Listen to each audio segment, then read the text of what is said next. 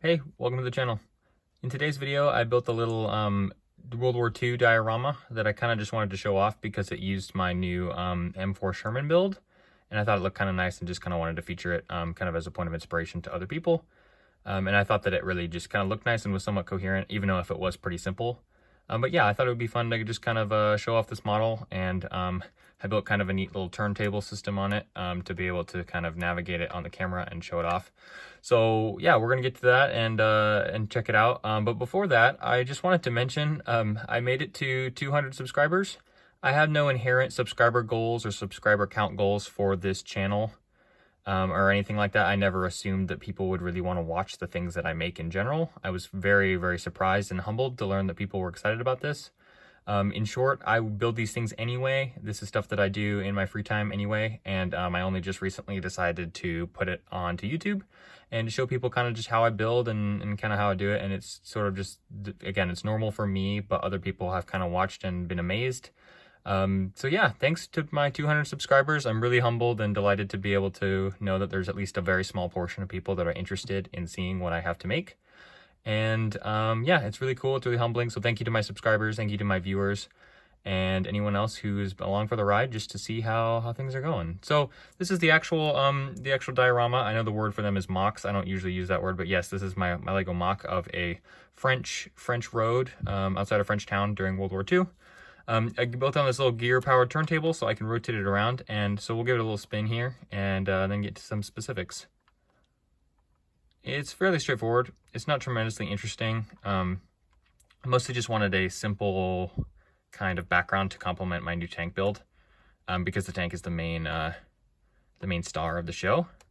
And I think it looks good. It's pretty simple. I did a fun little technique where I used some little black thread bits to do the telephone wires. I don't know if that's what telephone poles look like in France in 1944 or 45 or whatever. But I just was trying to be imaginative and try to add some detail that was a little non-standard. So naturally the tank is the main centerpiece here. It comes off. It's not connected to anything inherently, and it sits kind of on these flat little ruts in the road, which is kind of neat. The road is very rudimentary. It's just brown plates naturally on kind of just a measured space for the tank to fit.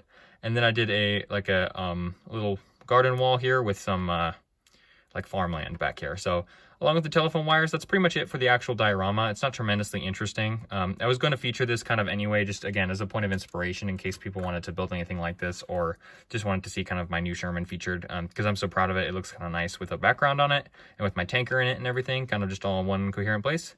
But yeah, so I was going to feature this anyway. I thought it would be nice to also take a moment and just to acknowledge that I have 200 subscribers and 200 people are tuning in and watching my stuff because that's really cool. And any extent of success that my channel experiences as a result of people watching or commenting or just coming to hang out. So that's a really cool thing. I wanted to mention that. I wanted to show this off a little bit. I didn't inherently modify my M4 Sherman very much. It's about the same as it was in the build tutorials.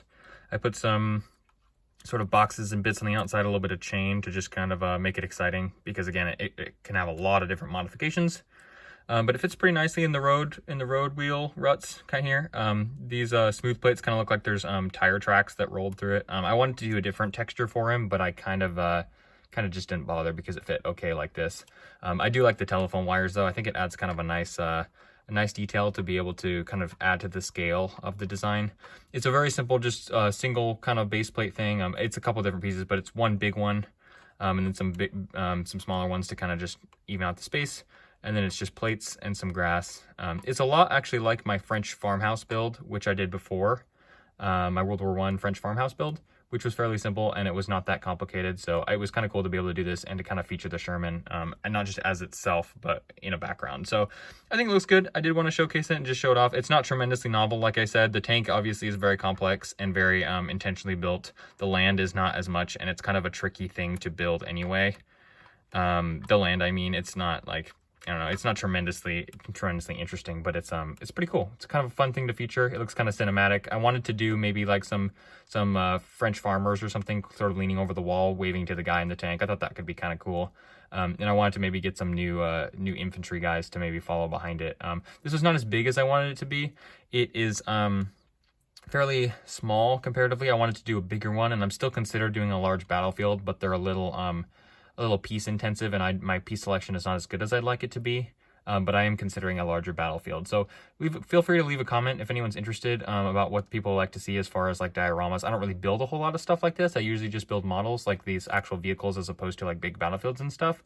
But I'm kind of branching out and trying to sort of learn as a Lego builder and just kind of sort of expand my horizons in contrast for that sort of thing. So this was kind of another one of those experiments where I did it within sort of that criteria and kind of was just trying to experiment to see what I could do as kind of expanding on my building repertoire as opposed to staying to the only things that I know. But that's kind of what I've been doing lately too, is sort of just stuff like my M4 Sherman, which like I said, I'd never built the Sherman before. This was my very first one. I think it looks really good.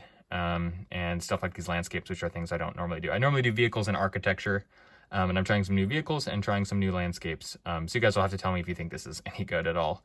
But yeah, it's just kind of an experiment. It's still fun to feature. But yeah, so that's all for this. I thought it was kind of nice to be able to present it this way and to kind of show it off. It's a fairly simple build. It does not tremendously exciting. The Sherman obviously is pretty cool, but I had already covered that in lots of my videos too, so I'm not trying to like milk it or anything, but it's just still here, and I think it looks nice in the diorama as well.